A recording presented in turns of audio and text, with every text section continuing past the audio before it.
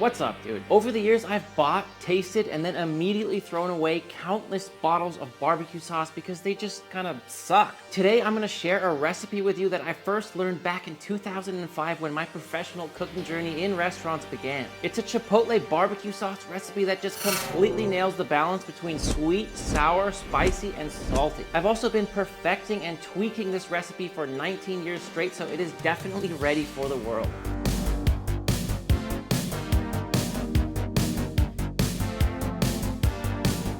Just start by bringing a pot up to medium heat. I'm just gonna add a little bit of cooking oil, just about 2 tablespoons. Next, I'm adding just 1 diced yellow onion, simple as that. And like many good recipes, this recipe literally just starts by cooking down the onions first. And after about 10 minutes, the onions have a little bit of color. They're nice and soft and a little bit translucent. That's what we're looking for. Now it's as simple as just hucking in the rest of the ingredients. Starting with 1/3 cup of malt vinegar. Highly underrated vinegar if you ask me. The British love to put it on their fish and chips, as did I when I was a young Brit. I remember getting fish and chips that was served inside of newspapers. That was something they used to do in England before it became illegal. Just a little ink, not a big deal. Next, apple cider vinegar. 2/3 cup of good old-fashioned water. 2 cups of ketchup. 2.5 tablespoons of molasses. This gives it a really beautiful dark color, which I love. A 6 or 7 ounce can of Chipotle in adobo.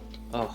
1/3 cup of dark soy sauce, 1/3 cup of brown sugar, 2 tablespoons of honey. I just microwaved it for a second so it would be easy to get out. 1.5 tablespoons onion powder. I know there's already onions in here, but that dried onion powder just gives it a punch of onion flavor that is just different from regular onions. 2 teaspoons garlic powder, 1 teaspoon of Sergeant Gilbert, that is just black pepper. And those are all the ingredients. The full recipe will be down in the description underneath this video. We want to now just give it a good stir. I always get so excited when I make this. I'll never forget when I learned how to make this at the Sebastopol Brewing Company in Sebastopol, California, where I grew up. It was one of my first cooking jobs where I managed a kitchen in the daytime when I was 17 years old. It was pretty insane that I was ordering all the food, making menus, organizing private events. I should not have been doing that. I just remember being so nervous and so scared all the time, but I did it anyway, you know? I lost that place a lot of money. I did. The restaurant did fail shortly after that. Did I possibly bankrupt the restaurant? Maybe, but we got this out of it, so it's okay. You know, my friends, while you're cooking, I really want you to think of food in these terms: sweet, sour, salty, spicy, bitter. That's really how you think like a chef. So when I'm making this barbecue sauce, I'm thinking, okay, it's sour from the malt vinegar, from the apple cider vinegar. It's sweet from the brown sugar, from the honey, as well as the sugar in the ketchup. It's getting its heat and spice from the chipotle peppers, and it's getting its sodium content, aka the salt, from the soy sauce. Once you understand the balance of sweet, sour, spicy, salty, you'll start realizing why you love the recipes you love. It is a great way to think when you work with food. Now, I'm gonna keep this heat just a touch under medium, and we're gonna let this cook away for about 25 minutes. And here it is after bubbling away for 25 minutes. And I'll tell you what, I've made this God knows how many times, and every time,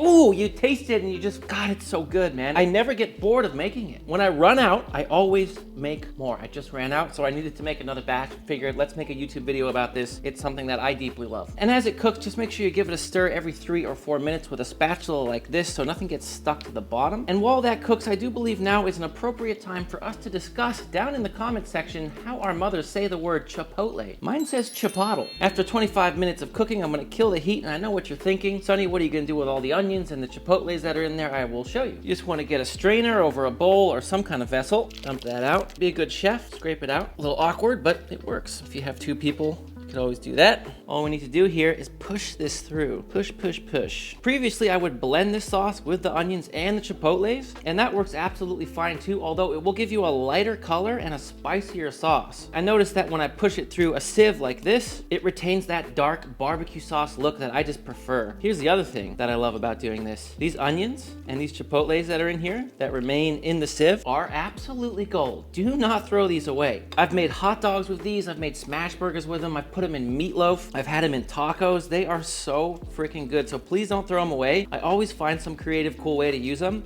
and I know you will too. I mean, you're a good cook now because you're subscribed to That Dude Can Cook. You have become a dude or a lady who can cook. And for that, I salute you. Now that's sufficiently pushed through for me. I'm just gonna scrape along the bottom, make sure I get all that sauce out of there. Now in terms of storage, I actually like to put it in a bottle and just keep it in the fridge. You may be wondering, Sonny, where'd you get this beautiful, perfect barbecue sauce bottle? Well, I went to the store. I bought some barbecue sauce. I tasted the barbecue sauce. I threw it away. I got this bottle. I wasn't lying in the beginning, man. That is what happens. they suck. I'm gonna let this cool down just for a few minutes here first before putting it in that bottle. Before you do that, I want you to taste your creation. Taste, taste, taste, taste as you go.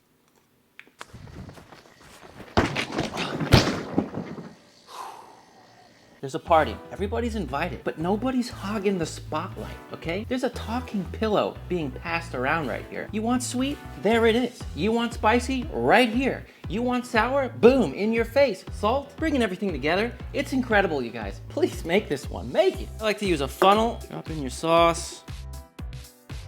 And there you have it, my friends, Chipotle BBQ sauce. In terms of storage, you definitely want to keep it in the fridge where it will last for months. I have used this months later, although trust me, it is not gonna last that long. I had a lot of fun making this Chipotle BBQ sauce with you today, and I sincerely hope it becomes a household favorite for you as well. If you need more amazing recipes in that written format, you can go to ThatDudeCanCook.com, where you'll find my Master in the Making ebook that has 55 of my personal favorite recipes. On another note, if you're looking to stock your own kitchen with tools and equipment, I keep a long list down in the description underneath this video. That is a great resource for you. If you're looking for ways to use this barbecue sauce, that Chipotle barbecue meatloaf right there is absolutely insane. And there's also this pulled pork sandwich that I learned how to make way back in 2005 that is also just incredible. Until next time, you know I love you and I'm out.